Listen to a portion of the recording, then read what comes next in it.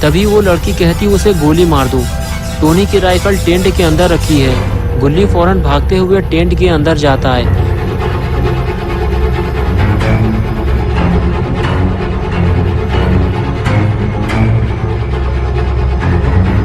लेकिन गुल्ली एक बेवकूफ़ी कर देता है। वो दौड़कर जेसन को एक जोरदार किक मारता है, लेकिन जेसन पर उस किक का कोई असर नहीं होता। गुल्ली खुद उल्टा मुसीबत में फंस जाता है। लेकिन तभी गुल्ली राइफल ले आता है और देखते ही देखते वो जेसन को गोली मार देता है। Jason, my boy, do you know what your gift is? No matter what they do to you, you cannot die. You can never die. लेकिन जेसन मरता नहीं है, बस वो थोड़ी देर के लिए फ्रीज हो जाता है। और तभी बुल्ली दौड़ता हुआ जाता है और जेसन का मास्क उतारने की कोशिश करता है। और कुछ ही देर में वो जेसन का मास्क उतार लेता है और उसे लेकर गुल्ली के पास जाता है और उसे जेसन का मास्क दिखाता है। गुल्ली मास्क देखकर बहुत खुश होता है, लेकिन इन दोनों को कहीं इसकी कीमत ना चुकानी पड़े। और अब आगे की स्टोरी देखते हैं।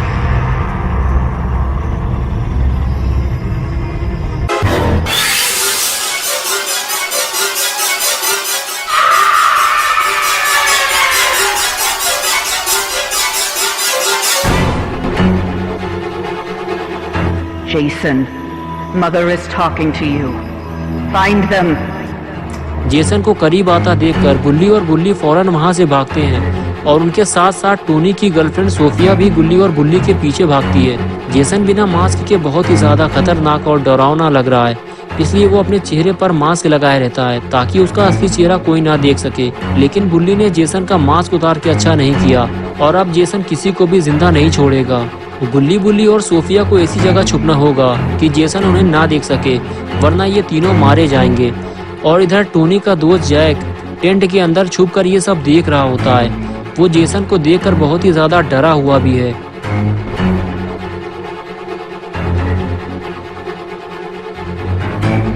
जेसन के दूर जाते ही जैक वहां से भागा और भागकर वो सीधे पानी में कूद गया।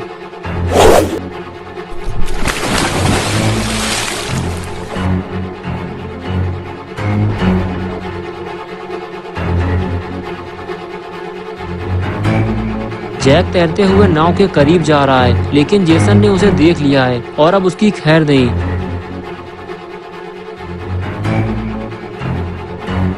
जैक नाव में छुपकर लेट गया है। वो जेसन के हारा है, लेकिन उसे ऐसा लगता है कि जेसन उसे नहीं ढूंढ पाएगा। Make them remember me, Jason. Make them remember. Look what they did to you, Jason. Kill them.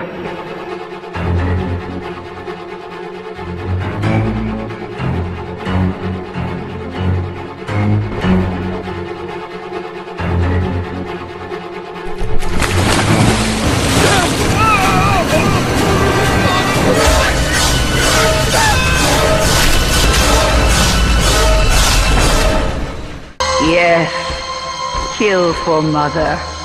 बेचारा जैक मारा गया और इधर गुल्ली, बुल्ली और सोफिया मौके का फायदा उठाते हैं। जेसन आसपास नहीं है, यही अच्छा मौका यहाँ से निकल लिया जाए। तीनों वहाँ से फरार हो जाते हैं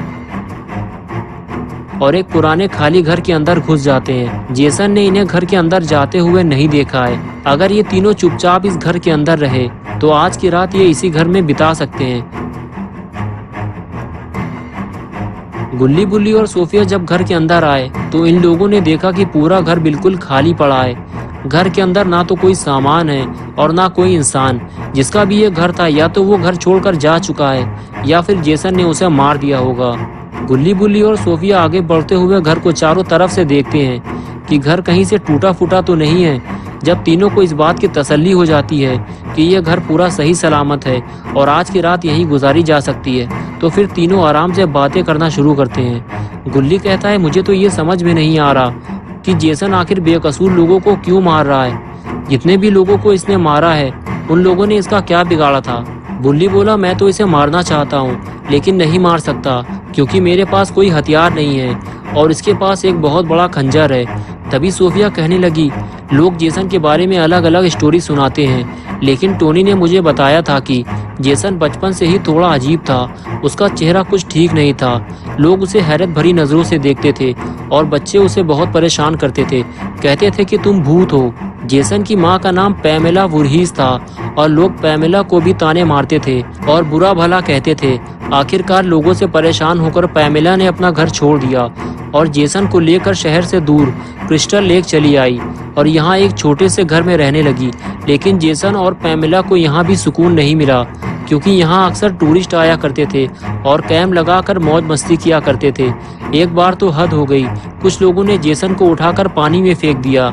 सारा दिन गुजर गया लेकिन जेसन घर नहीं पहुंचा, तो पैमेला ने उसे ढूंढना शुरू किया। ढूंढते ढूंढते वो लोगों के पास पहुंची जिन लोगों ने कैंप जेसन घर नहीं पहुंचा, तो पैमेला ने उसे ढूंढना शुरू किया। ढूंढते ढूंढते वो लोगों के पास पहुंची जिन लोगों ने कैंप लगाए हुए थे, तो उन लोगों ने बताया कि हाँ, हमने एक लड़के को देखा था जो काफी डरावना था, इसलिए हमने उसे उठाकर पानी में फेंक दिया था।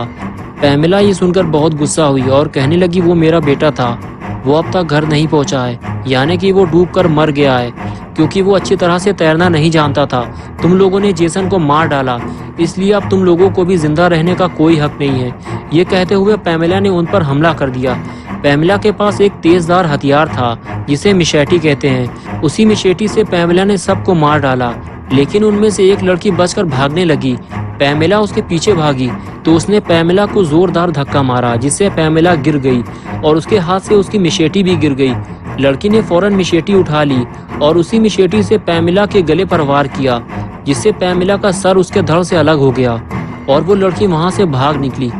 लेकिन जेसन मरा नहीं था, वो वहीं जंगल में छुपा हुआ था। और कुछ देर बाद जेसन अपनी माँ को ढूंढता हुआ वापस आया तो उसने देखा कि पैमेला का सर और धड़ अलग अलग पड़े हुए हैं। पैमेला मर चुकी थी।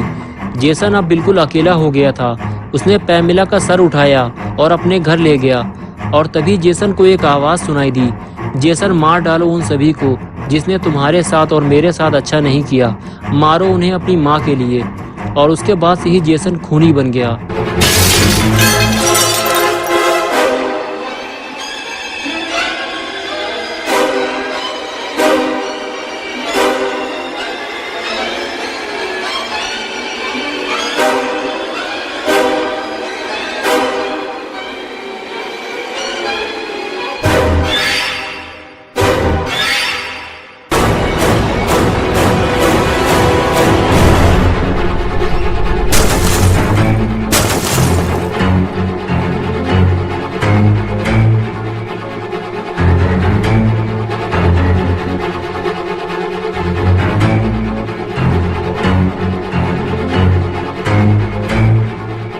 गुल्ली बुल्ली और सोफिया खिड़की से बाहर कूद गए, वरना जेसन इन तीनों को घर के अंदर ही मार डालता।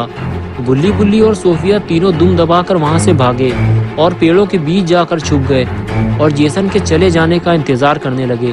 तीनों को इस बात की उम्मीद थी कि जेसन उन्हें ढूंढता हुआ इधर जरूर आएगा और कुछ ही देर में जेसन तीनों को ढूंढता हुआ आगे निकल गया। गुल्ली बुल्ली और सोफिया उसे जाता हुआ देख रहे थे और चुपचाप खामोशी से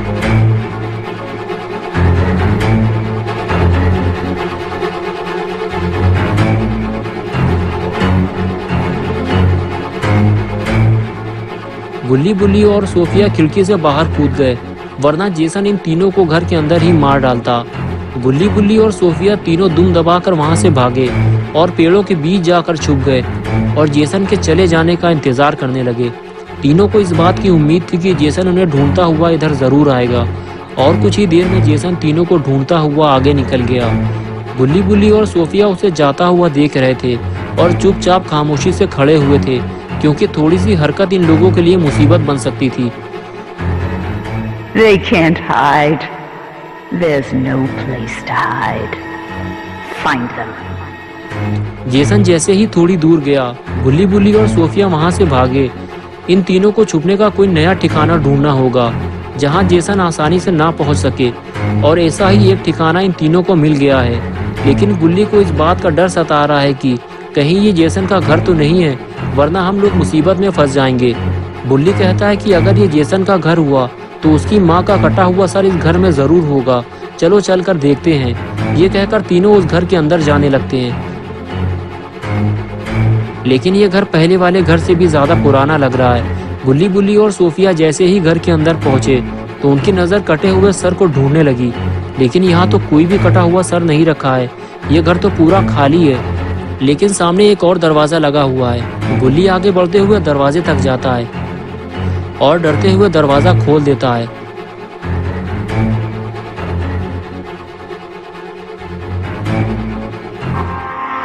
Don't stop, Jason. They deserve to die. Make them suffer like we did. गुल्ली और बुल्ली पैमेला वुरहीस का कटा हुआ सर देखकर हैरान हो जाते हैं। तभी सोफिया कहती है, जल्दी निकलो यहाँ से, ये जगह छुपने के लिए ठीक नहीं है। बुल्ली कहता है कि ये जेसन का घर है, वो यहाँ जरूर आता होगा, इससे पहले कि वो यहाँ आ जाए हम तीनों को यहाँ से निकल लेना चाहिए। तो दोस्तों क्या होगा अब गुल्ली, बुल्ली और सोफिया का? दोस्तों अगर आप पार्ट 5 देखना चाहते हैं तो इस वीडियो को लाइक करें, चैनल को सब्सक्राइब करना और बेल आइकन दबाना ना भूलें।